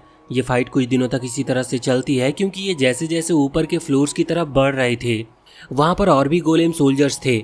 इस तरह से लड़ते हुए ये सभी थक चुके थे, जिस बीच एलिस इन्हें हील कर रही थी, जिससे इनकी एनर्जी फिर से लौट सके। अब कई दिनों की मेहनत के बाद ये लगभग सभी गोलेम को खत्म कर देते हैं, लेकिन इसके बाद ये एक खाली हॉल में पहुंचते हैं जहाँ पर ब्रेन को कुछ महसूस होता है और वो सामने देखता है कि एक मेटल से बना हुआ ड्रैगन उनका इंतजार कर रहा था। वो ड्रैगन अब जाग चुका था, इसका मतलब उन्हें उससे लड़ना है। वो ड्रैगन तुरंत ही हमला करता है, जो देखते हुए ब्रेन ने सामने एक बैरियर क्रिएट कर दिया था। इस बैरियर को बचा कर रखने में वेल भी उसकी मदद करता है, लेकिन इतने में ही पीछे से कुछ और गोलेम आ जाते हैं और सुजान पर भी हमला कर देते हैं, और उन्होंने सुजान को अपने स्पेयर मार दी थी। सुजान नीचे गिर चुकी थी और एलिस उसे हील करना शुरू करती है, जिस दौरान लुइस और एरविन अभी उन गोलेम से लड़ रहे थे और वेल और लुइस उस ड्रैगन को हरा रहे थे। हालांकि वो ड्रैगन इतना कमजोर नहीं है, इस वजह से इनके अटैक से उसे कुछ भी नहीं हो रहा था। इसलिए वेल आइडिया लगाता और ब्रेन से कहता है कि हमें एनर्जी कनेक्ट करते हुए इस पर हमला करना चाहिए, जिसके बाद लुइस अपनी सारी एनर्जी वेल को दे देती है, जिसके बाद वो हमला करते हैं। ड्रैगन पर उस एनर्जी का असर तो हो रहा था, लेकिन ब्रेन की एनर्जी खत्म हो चुकी थी, इसलिए ब्रेन नीचे गिर जाता और बेहोश हो जाता है, जो देखते हुए तुरंत एलिस वहां पर आती है। वो अपने सीक्रेट मैजिक का इस्तेमाल कर रही थी और वो वेल को किस करती है, जिसके बाद वेल की जो एनर्जी थी वो एकदम से कई गुना बढ़ जाती है, जिसके बाद एलिस भी बेहोश हो चुकी थी। लेकिन अब वेल अपनी सुपर पावर से एक बहुत ही पावरफुल हमला करता है, जिससे वो ड्रैगन तुरंत ही खत्म हो गया था। उसके मरने पर वेल अभी सेलिब्रेट करता है, इसके पहले ही वो भी बेहोश हो जाता है। उसके दोस्त लोग उसे एक सेफ जगह पर ले जाते हैं, जहाँ पर कुछ देर बाद वेल को होश आता है और फिर कुछ ही देर में एलिस को भी होश आ गई थी। अब वो वहाँ से बाहर को आते हैं तो उन्हें पता चलता है कि वो अभी भी उसी डंजन के अंदर है। अभी यहाँ पर उनकी मुलाकात ब्रेन से होती है। वो बताता है कि ये डंजन कोई मामूली डंजन नहीं था, उस मेटल ड्रैगन को क्रिएट किया गया था इस डंजन को प्रोटेक्ट करने के लिए, क्योंकि यहाँ पर कई सारे रेयर चीजें हैं जो कि भले ही पास्ट से बिलोंग करती है, लेकिन ऐसी चीजें हम अभी भी नहीं बना सकते। वहाँ पर कुछ मेटल व्हीकल और कुछ मिसाइल टाइप की चीजें रखी हुई थी, जिनके बारे में ज्यादा हमें बताया नहीं जाता। हालांकि साथ ही साथ उन्हें वहाँ पर कई मिलियन गोल्ड कॉइन भी मिलते हैं, जिन्हें लेकर वो आगे बढ़ रहे थे, जिसके बाद उन्हें रास्ता मिलता है वहाँ से बाहर निकलने का। वो सभी बाहर आकर बहुत खुश थे। अगले सीन में वो किंग के पास आते हैं, जहाँ पर वो उन्हें सारी चीजें दे देते हैं। वैसे वो जो टेलीपोर्टेशन पोर्टल था जिसकी वजह से वो बेसमेंट में पहुंच चुके थे, वो उन्होंने मैजिक गिल्ड को बेच दिया था। अब यहाँ इस चीज़ का फैसला करना बहुत ही ज़्यादा मुश्किल था कि इन्हें कितने पैसे दिए जाए, क्योंकि इनकी चीज़ें बहुत रेयर थी और अभी तक किसी ने ऐसी चीज़ें देखी तक नहीं थी। और दूसरी चीज़ ये भी कि ये खुद अपने साथ बहुत सारे गोल्ड कॉइन लेकर आए हैं। तो यहाँ पर पहले तो हिसाब लगाया जाता है, जिसके बाद फैसला होता है कि वेल की टीम के हर एक मेंबर को 2 मिलियन गोल्ड कॉइन दिए जाएंगे। लेकिन इतना पैसा किंगडम में नहीं है, इसीलिए उन्हें ये पैसा इंस्टॉलमेंट में 20 साल तक दिया जाएगा। वेल अभी टैक्स की चिंता कर रहा था कि 20 मिलियन गोल्ड कॉइन के लिए उसे कितना टैक्स देना होगा। अब अगले सीन में हम देखते हैं कि वेल घर पर आता है जहां वो आर्मस्ट्रॉन्ग से मिलता है। वो बताता है कि कैपिटल में सब बात कर रहे थे कि वेल शायद मारा जा चुका है। तो वेल कहता है कि ऐसी अफवाह कौन फैला सकता है, जिस पर आर्मस्ट्रॉन्ग कहता है कि वेल सफ़र कर रहा है, इसका मतलब ये है कि वेल ने इतनी कम एज में इतना ज़्यादा पैसा कमा लिया है जिसकी वजह से लोग उससे जेलस फील करते हैं और कुछ बड़े बड़े फैमिली के नोबल्स ही ऐसी अफवाहें फैला रहे हैं। वैसे अब ये सुनने के बाद वेल के दोस्त चिंता करने लगे थे क्योंकि इस बार इतना ज़्यादा रिवॉर्ड उन्हें भी मिल रहा है। अब वो फैसला करते हैं कि वो अपना ये रिवॉर्ड वेल के हिस्से में दे देंगे और बस वेल से सैलरी के तौर पर कुछ पैसे हर महीने लेते रहेंगे। इससे किसी को उन पर शक भी नहीं होगा। लेकिन वेल सोच रहा था कि अगर इनका पैसा भी उसे मिला तो इससे उसके ऊपर और भी ज़्यादा खतरा आएगा, लेकिन वो कुछ कर भी नहीं सकता था। दूसरी तरफ हम रॉबर्ट को देखते हैं। ये वही आदमी था जिसने वो झूठी अफवाहें फैलाई थी। इसे पता चलता है कि वेल अब डंजन से वापस आ चुका है, इसीलिए ये खुश भी था क्योंकि पहले इसने सिर्फ अफवाहें फैलाई थी, लेकिन अब वो उस अफवाह को सच कर सकता है। अब एक बार फिर हम यहाँ पर वेल के पास आते हैं। हम देखते हैं कि वेल अभी बैठा हुआ था। उसी दौरान वो खिड़की पर किसी को नोटिस करता है। वो सोचने लगता है कि या तो ये चोर है या फिर कोई असैसिन। अभी उसके दोस्त उसे सजेस्ट करते हैं कि उसे एक और रिटेनर रख लेना चाहिए जो कि उसे प्रोटेक्ट कर सके, मतलब कि उसका गार्ड या बॉडी गार्ड बन सके। वेल को भी ये आइडिया सही लगता है। वो पूछता है कि हमें किसे रखना चाहिए, तो इस पर सुजान कहती है कि रॉड्रिक को रख सकते हैं। असल में रॉड्रिक वही लड़का है जो कि वेल को अपना टैलेंट दिखाकर इम्प्रेस करना चाहता था। वैसे हमें ये भी जानने को मिलता है कि रॉड्रिक ने ही सुजान को उस टूर्नामेंट के दौरान हराया था। हालांकि वेल तब सो रहा था, इस वजह से उसे इस चीज का पता नहीं चला। वेल कहता है कि क्या वो सच में हमारे ऑफर को एक्सेप्ट करेगा, क्योंकि अब उस चीज को कई साल बीत चुके थे। लेकिन जब वो रॉड्रिक से इस बारे में बात करते हैं तो रॉड्रिक रोने लगता है क्योंकि ये उसके लिए ड्रीम कम ट्रू था। वैसे अब फाइनली उसने ज्वाइन कर लिया था। अब अगले दिन हम देखते हैं कि फिर से वही लड़की जो कि अभी पहले भी वेल पर नजर रखे हुई थी, वो फिर से उनके मेंशन के बाहर दिखती है। ये देखकर रॉड्रिक परमिशन मांगता है कि क्या वो उस आदमी पर छानबीन करे जिसने वेल के बारे में कुछ झूठी अफवाहें फैलाई थी। साथ ही रॉड्रिक सलाह देता है कि वेल को भी कुछ टाइम के लिए यहाँ से चले जाना चाहिए। लेकिन वेल के पास अभी दूसरा भी कुछ काम था। वो तुरंत ही वहाँ गिल्ड में आता है जहाँ वो उनसे उस मैजिक सर्कल के बारे में पूछता है जिससे वो लोग टेलीपोर्ट हुए थे और उन्होंने ये टेलीपोर्टेशन मैजिक सर्कल इन्हें बेच दिया था। यहाँ पर वो लोग बताते हैं कि उनके पास वो अभी भी है, लेकिन वो इस पर पूरी तरह से भरोसा नहीं कर सकते कि ये किस तरह से काम करता है। हालांकि वेल वहाँ पर जाता और कहता है कि एक बार वो ट्राई करना चाहता है। अब वेल उस सर्कल के पास खड़ा होता है और उस चीज़ के बारे में सोचने लगता है जो कि उसे चाहिए, जिसके बाद वो सर्कल एक्टिवेट होता है और उसके सामने वहीं पर काम करने वाली एक रिसर्चर के इनर क्लोथ आ जाते हैं। अभी बाकी सभी हैरान थे कि वेल इसके बारे में सोच रहा था। इससे वो रिसर्चर भी बहुत गुस्सा होती है। हालांकि वेल बताता है कि वो ऐसा नहीं सोच रहा था, इसमें गलती एरविन की है क्योंकि उसने जानबूझकर ऐसा किया। वैसे अब जब वेल फिर से कोशिश करने वाला था तो यहाँ पर एलिस, सुजान और लुइस तीनों ने ही अपने अपने कपड़े पकड़ लिए थे। हम देखते हैं कि वेल अब किसी चीज के बारे में सोचता है। वो चीज बहुत बड़ी थी, वो सामने आती है लेकिन हमें नहीं बताया जाता कि वो क्या थी। वेल उसे एक गाड़ी में रखकर वहां से ले जा रहा था और उसने उस चीज को बांध रखा था। अब यहाँ से सीन चेंज होता है और हम देखते हैं कि वेल अभी सभी लोगों को पार्टी दे रहा होता है क्योंकि वो इस टाउन से जाने वाला है और जिसने भी उसकी यहाँ पर मदद की वो उनको याद रखने के लिए इस पार्टी में इनवाइट किया था। अभी पार्टी के दौरान हम देखते हैं कि वो लड़की जो अभी कुछ दिनों से वेल के ऊपर नजर रखे हुए थी, वो आज भी वेल की तरफ ही देख रही थी क्योंकि यहाँ पर वो बहुत अच्छा खाना खा रहे हैं, इसीलिए उसे भी यहाँ पर आना था। हमें जानने को मिलता है कि वो वेल पर तभी नजर रखती है जब वेल कुछ खा रहा होता है। वैसे उसी समय वहाँ पर रॉड्रिक वेल के पास आता है और बताता है कि वेल की झूठी अफवाह रॉबर्ट ने फैलाई थी।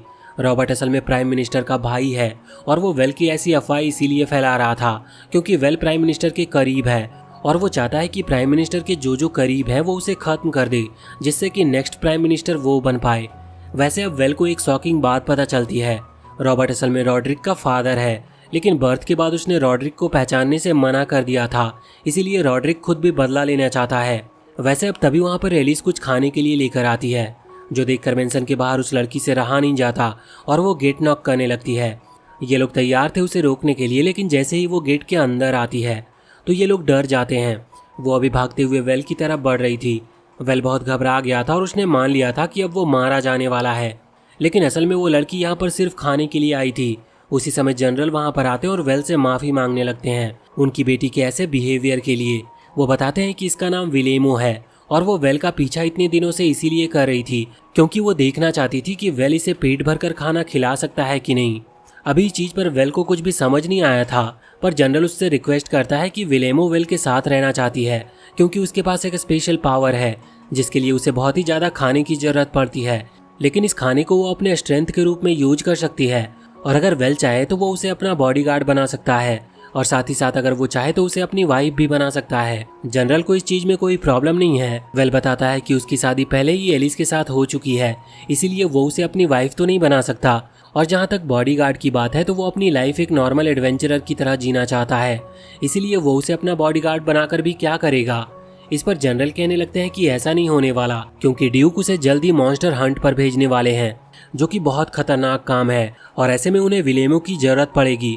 वैसे तभी वहाँ पर ड्यूक आता और कहता है कि मेरे पास तुम्हारे लिए एक मिशन है, ये मिशन बहुत खतरनाक है लेकिन तुम्हारे अलावा इसे और कोई क्लियर नहीं कर सकता। अब कमाल की बात ये थी कि वेल को इस मिशन को पूरा करने के लिए सबसे पहले अपनी फैमिली से जाकर मिलने की जरूरत है क्योंकि पहले उन्हें उनकी परमिशन लेनी पड़ेगी। अब वो मिशन क्या है ये वेल को वहाँ पर पहुँचने के बाद ही पता चलेगा, लेकिन उसके पहुँचने से पहले एक दूसरा मैसेंजर वहाँ पर आता है जिसे रॉबर्ट ने भेजा था।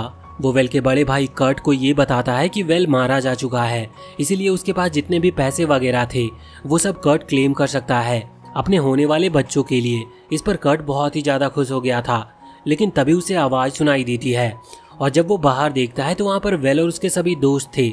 अभी ब्रेन भी उनके साथ आया था। वो लोग यहाँ पर आकर बैठते हैं और कर्ट को सारी बातें बताते हैं जिस दौरान उस जगह पर जितने भी लोगों ने उस वॉर में हिस्सा लिया था, मतलब वो जितने भी सोल्जर्स थे वो मारे तो गए लेकिन उनकी सोल को शांति नहीं मिली। वो अभी भी जॉम्बी की तरह भटक रहे हैं और उनकी सोल को कभी भी शांति नहीं मिलेगी और उन्होंने अभी तक इन्हें इसीलिए परेशान नहीं किया क्योंकि वो एक रेडियस के अंदर कैद है और वो उससे बाहर नहीं निकल सकते, लेकिन उन लोगों को भी शांति मिलनी चाहिए, इसीलिए ड्यूक ने वेल को यहाँ पर भेजा था। ये जो एरिया है जहाँ का लॉर्ड अभी वेल के फादर थे वो उस जगह के अंदर आते हैं तो अब इन्हें कर्ट की परमिशन चाहिए थी। अब परमिशन के लिए जाहिर सी बात है कि इन्हें कुछ देना होगा, तो वेल को जो भी रिवॉर्ड मिल रहा है उसमें से वो 30% कर्ट को देने का वादा करता है, लेकिन इस चीज में सिर्फ एक ही दिन लगेगा और इससे किसी को भी कोई तकलीफ नहीं होने वाली। फिर भी कर्ट को 30% मिल रहा था पर उसका इतने में पेट नहीं भरता और वो 50% की डिमांड करता है। इस पर कर्ट की और वेल के वो दूसरे भाई कर्ट से कहने लगते हैं कि वो ज्यादा ही आगे बढ़ रहा है, उसे इतनी ज्यादा डिमांड नहीं करनी चाहिए। साथ ही अब उसकी बकवास सुनते हुए यहाँ पर एरविन को भी गुस्सा आ गया था। वो अभी गुस्से में चिल्ला पड़ता है और साथ ही अभी कर्ट वेल से इतनी बुरी तरह से बात कर रहा था जिससे एरविन हमला करने के लिए भी तैयार था, लेकिन वेल ने उसे रोक रखा था। वैसे अब तभी वहाँ पर हरमाइनी आती है। वो बताती है कि उसके ग्रैंडफादर भी उन्हीं जॉम्बीज में से एक है क्योंकि उनकी भी डेथ तभी हुई थी और उन्हें भी अभी तक शांति नहीं मिली है। वो चाहती है कि वेल उन्हें शांति दिलवाए और साथ ही उनकी जो कुछ भी चीजें होंगी वो वेल अपने साथ ही लेकर आए। वेल इस पर हाँ करता है। अब अगले सीन में वो लोग वहाँ पर पहुँच चुके थे। वहाँ पर एलिस और वेल दोनों ही अपने होली मैजिक का इस्तेमाल करते हैं जिससे वो जॉम्बीज की सोल को प्यूरिफाई कर सकते थे। इस दौरान कई सारे जॉम्बी उन पर हमला करने के लिए आ रहे थे और अपने आप ही प्योर होते जा रहे थे, लेकिन उसी समय वहाँ पर कुछ मॉन्स्टर भी आते हैं जिनमें से कुछ तो जॉम्बी मॉन्स्टर थे। उन्हें खत्म करना जरूरी था क्योंकि वो शांत नहीं हो सकते। पहले उन्हें खत्म किया जाता है और फिर उसके बाद उनकी सोल को शांति दिलाई जाती है। धीरे धीरे करके सारे जॉम्बी जा चुके थे। उसी समय वहाँ पर पुराने ड्यूक की बॉडी आती है जो कि अब जॉम्बी बन चुके हैं, लेकिन फिर उन्हें भी प्यूरिफाई कर दिया जाता है। अब सभी को शांति मिल चुकी थी, लेकिन अभी तक वेल को हरमाइनी के ग्रैंडफादर नहीं मिले थे। वो उदास होकर वहाँ से लौटने वाले थे, लेकिन रास्ते में उन्हें एक ओल्ड मैन मिलते हैं। वो ओल्ड मैन वेल को देखते ही अपनी तलवार अलग फेंक देते हैं और कहते हैं कि क्या मेरी बेटी ठीक है। ये असल में हरमाइनी के ग्रैंडफादर ही थे और ये भी एक जॉम्बी ही बन चुके हैं, लेकिन इन्होंने सोचने की काबिलियत इवॉल्व कर ली है। अब वेल इनसे कहता है कि हाँ वो पूरी तरह से ठीक है, जिसके बाद ये खुद ही प्यूरिफाई होने के लिए तैयार हो जाते हैं। वेल इन्हें प्यूरिफाई करता है। इसके बाद वो इनकी और बाकी सभी की चीजें जैसे कि उनकी आर्मर और वेपन वगैरह अपने साथ ही ले आता है। जब वो टाउन में पहुंचता है तो सभी लोग उन चीजों को देखकर बहुत खुश थे और साथ ही वो रो रहे थे क्योंकि वो जॉम्बी इन सभी के पुराने रिश्तेदार थे। अभी उसी दौरान वहाँ पर कर्ट आता और कहने लगता है कि अभी तुम सब रो लो, लेकिन बाद में ये सारी चीजें मेरे हवाले कर देना क्योंकि मैं इन्हें बेचकर जो पैसे आएंगे उसे टाउन के डेवलपमेंट में लगाऊंगा। अब इस चीज से वेल को बहुत गुस्सा आता है। वो कहता है कि तुम अपनी हद पार कर रहे हो, तुम्हें इनसे ये चीजें लेने की जरूरत नहीं है, तुम्हें वैसे भी इतना ज्यादा हिस्सा मिल रहा है। लेकिन इस पर कर्ट कहता है कि तुम इस चीज में बीच में मत बोलो। लेकिन अब वेल तुरंत ही अपनी थैली के अंदर से एक बड़ा सा आयरन स्टोन निकाल कर देता है और कहता है कि इससे तुम्हें जितना आयरन चाहिए उतना आयरन तुम निकाल लो, ये आर्मर से ज्यादा आयरन तुम्हें दे देगा। वैसे कर्ट का पेट इतने में भी नहीं भरा था, बाद में उसका साथी उससे पूछ रहा था कि हमें क्या करना चाहिए, जिस पर कर्ट कहता है कि पहले वेल को यहाँ से जाने दो, उसी के बाद हम कुछ डिसीजन लेंगे। वैसे अब वेल ने मन बना लिया था कि उसे यहाँ से निकलना होगा, लेकिन उसे बताया जाता है कि वो तब तक यहाँ से नहीं निकल सकता जब तक कि लोगों की चीजें उनकी फैमिलीज को मिल नहीं जाती। अब वेल को ना चाहते हुए भी ऑर्डर फॉलो करना पड़ता है। हम देखते हैं कि अभी जब वो वापस लौट कर आता है तो विलेज के जो चीफ है वो वेल को देखकर थोड़े से हैरान थे, लेकिन अंदर ही अंदर वो खुश भी लग रहे थे। अब अगले सीन में हम उन सभी जॉम्बीज का फ्यूनरल देखते हैं। वहाँ पर वेल नहीं था, लेकिन एलिस आई हुई थी। वो प्रे कर रही थी और बाकी सभी गाँव वाले भी वहाँ पर थे। अगले सीन में हम देखते हैं कि रात में एक पार्टी रखी जाती है। पार्टी में सब कोई आए हुए थे और यहाँ पर कर्ट की वाइफ फैमिली और उसके 2 बेटे भी वहाँ पर आए थे। अभी वेल उनसे मिलता है। यहाँ पर वो दोनों लड़के भी अपने चाचा से मिलकर बहुत ही ज्यादा खुश थे, क्योंकि उन्होंने वेल की बहुत ही ज्यादा तारीफ सुन रखी थी। अब इस पार्टी के खत्म होने के बाद विलेज के जो चीफ है वो वेल से अकेले में मिलते हैं और उससे कहते हैं कि क्या वो इस विलेज का लॉर्ड बन सकता है। वो कहता है कि ये सिर्फ मेरे बड़े भाई का हक है और मैं लॉर्ड नहीं बनना चाहता, वैसे मुझे एडवेंचरर बनना है। इस पर वो विलेज चीफ कहने लगता है कि तुम रोड्रिक से बात कर सकते हो, वो भी तुम्हारी मदद करेगा, वो तुम्हारे हर एक ऑर्डर को फॉलो करता है। वैसे भी अगर ये विलेज कर्ट के हाथों में रहा तो ये कभी भी डेवलप नहीं हो पाएगा। अब उसी दौरान वहाँ पर ब्रेन आ जाता है। वो कहता है कि बहुत बढ़िया, तुम्हें प्लान पता नहीं था, लेकिन फिर भी तुम बिल्कुल प्लान के हिसाब से काम कर रहे हो। वो ऐसा अभी विलेज के चीफ से कह रहा था, क्योंकि असल में किंग ने ही ड्यूक से कहकर वेल को जॉम्बी वाले मिशन के लिए यहाँ पर भेजा था। क्योंकि जॉम्बी मिशन एक बहाना था, जबकि वो सिर्फ वेल को इसीलिए यहाँ पर भेजना चाहते थे क्योंकि इस अंडर डेवलप्ड लैंड को डेवलप करना जरूरी है। बाद में वेल ब्रेन के साथ अकेले कुछ बात करता है। इसी दौरान वेल उससे कह रहा था कि मुझे ज्यादा कुछ समझ नहीं आया। इस पर ब्रेन डिटेल में बताता है कि वो लोग वेल को पहले से ही यहाँ पर भेजना चाहते थे। जॉम्बी मिशन ड्यूक का फैसला था, लेकिन जब ड्यूक ने ये चीजें किंग को बताई तो इसमें किंग को एक अपॉर्चुनिटी मिली। असल में किंग बहुत पहले से इस जगह को थोड़ा डेवलप करना चाहते हैं, लेकिन ये जगह यहाँ के लॉर्ड के अंडर आती है और उनकी परमिशन के बिना ऐसा नहीं किया जा सकता। अब किंग तो भले ही यहाँ के लॉर्ड को चेंज करना चाहते हो, लेकिन वो ऐसा वेल के फादर से कह नहीं सकते कि उन्हें अपना सक्सेसर बदलना होगा, क्योंकि वो कभी भी इस चीज पर हाँ नहीं करेंगे, क्योंकि इससे नोबेल की बेइज्जती होगी। इसीलिए उन्होंने कुछ ऐसा प्लान बनाया है जिससे कि कर्ट कुछ ऐसा करे जिससे उसे अरेस्ट किया जा सके। वेल कहने लगता है कि इसमें तो बहुत ज्यादा खतरा है। इस पर ब्रेन कहता है कि हाँ वैसे तो इसमें खतरा है, लेकिन ये चीज इतनी ज्यादा मुश्किल नहीं रहेगी, क्योंकि ब्रेन जब से यहाँ पर आया है तब से वो हर चीज को नोटिस कर रहा है। उसे पता है कि यहाँ के लोग कर्ट को अपना लॉर्ड नहीं बनाना चाहते। अभी वेल कहता है कि उसे ऐसा नहीं लगता कि वो एक लॉर्ड की पोजीशन संभाल पाएगा, जिस पर ब्रेन कहता है कि नहीं, तुम ऐसा कर सकते हो, तुम्हें पैसे का सही यूज करना आता है। वैसे अब ये पूरी बात वेल अगले दिन अपने दोस्तों को भी बताता है। वह कहते हैं कि ये तो बहुत अच्छी बात है, तुम्हें इस ऑफर को एक्सेप्ट कर लेना चाहिए, क्योंकि इसमें ही सभी की भलाई है। अब बाद में हम देखते हैं कि वेल अभी अपने भतीजे के साथ खेल रहा था, जिस दौरान वो सोचता है कि अगर सच में उसने कर्ट की पोजीशन ले ली तो इस चीज से इन लोगों का नोबेल स्टेटस छीन लिया जाएगा। वो थोड़ा सा दुखी था। हालांकि अब रात को हम देखते हैं कि अभी गांव के कुछ लोग शोर कर रहे थे। वेल जब वहां बाहर आता है तो उसे जानने को मिलता है कि उन लोगों से किसी ने कहा था कि वेल अगले दिन विलेज छोड़कर जाने वाला है, इसीलिए वो यहाँ पर वेल को मनाने आए हैं और वो भी यही चाहते हैं कि कर्ट को हटाकर वेल ही उनका नया लॉर्ड बने। वैसे ब्रेन यहाँ पर समझ जाता है कि ये सब विलेज का चीफ कर रहा है।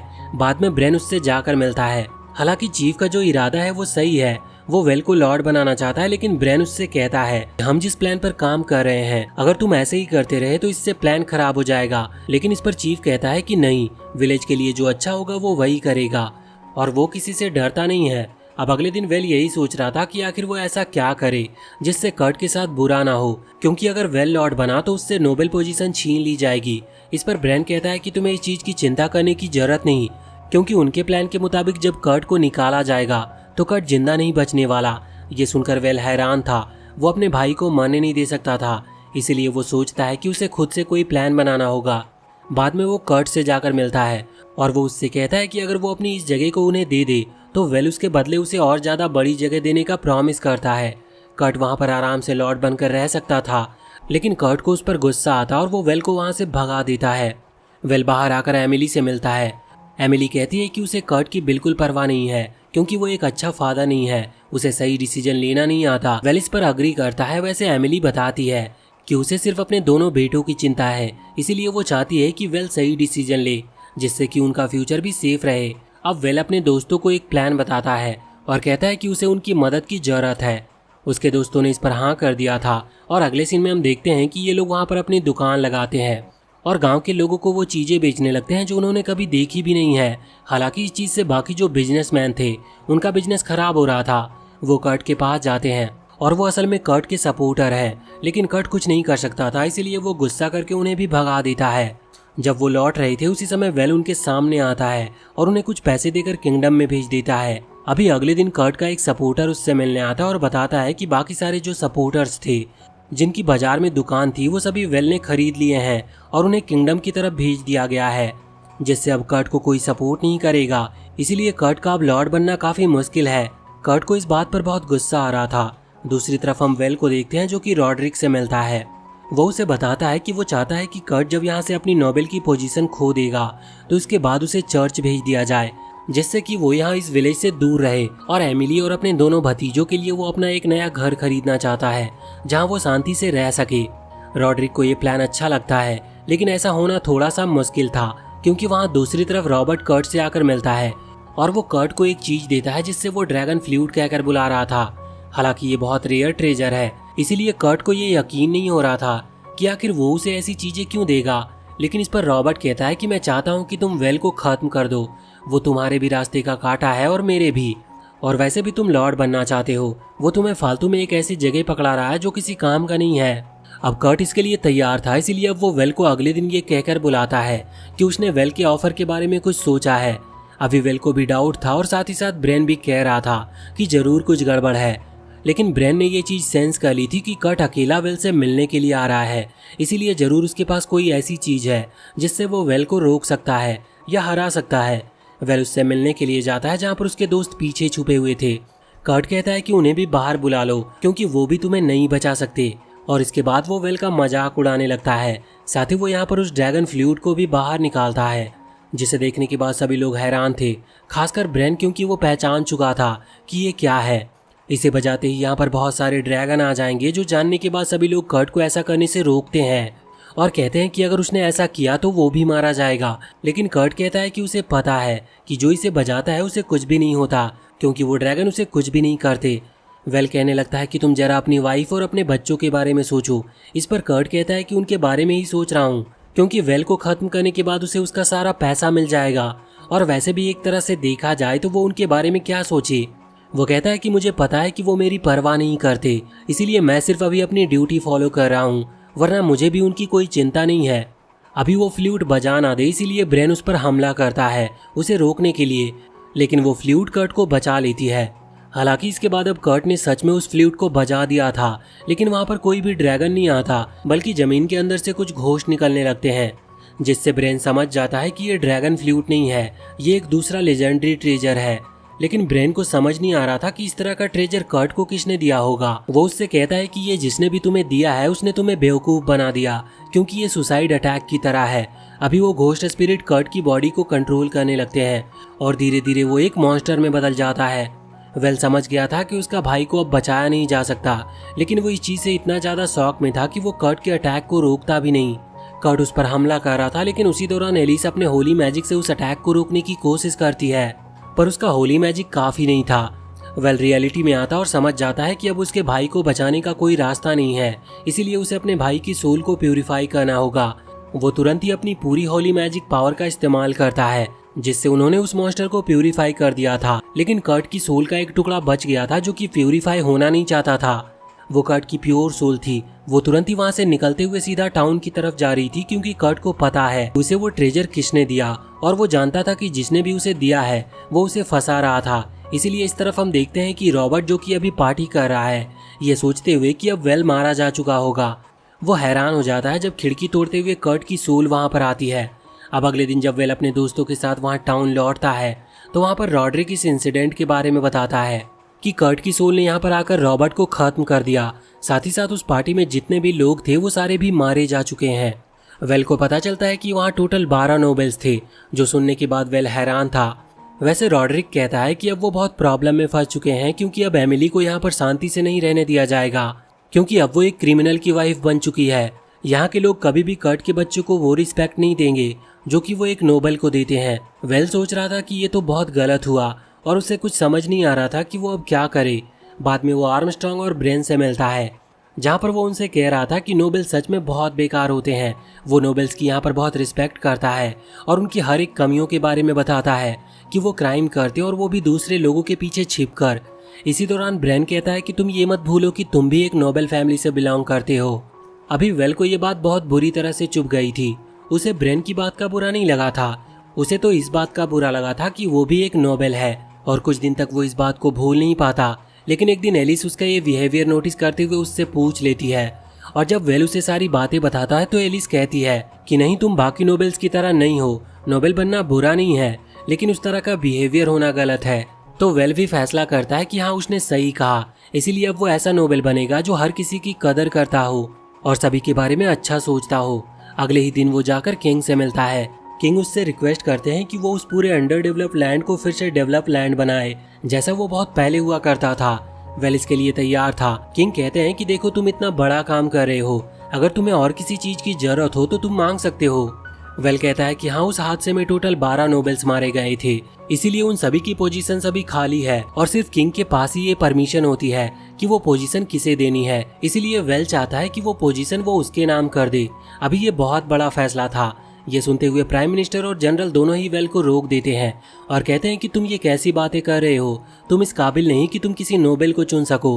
उन पोजीशंस के लिए तुम्हें तो वो पूरी जगह भी नहीं देनी चाहिए। साथ ही साथ यहाँ पर एलिस के ग्रैंडफादर यानी कि वो चर्च के फादर वो भी कहने लगते हैं कि ये फैसला गलत है, वेल को इतना बड़ा रिवॉर्ड नहीं दिया जा सकता। लेकिन अब तभी वहाँ पर ड्यूक आता है। वो वेल के सपोर्ट में था और अब वो आके कुछ भी कहे इसके पहले ही यहाँ पर आर्मस्ट्रॉन्ग उसे रोक देता है और किंग से कहने लगता है कि आपको इसकी बातें मानने की कोई जरूरत नहीं।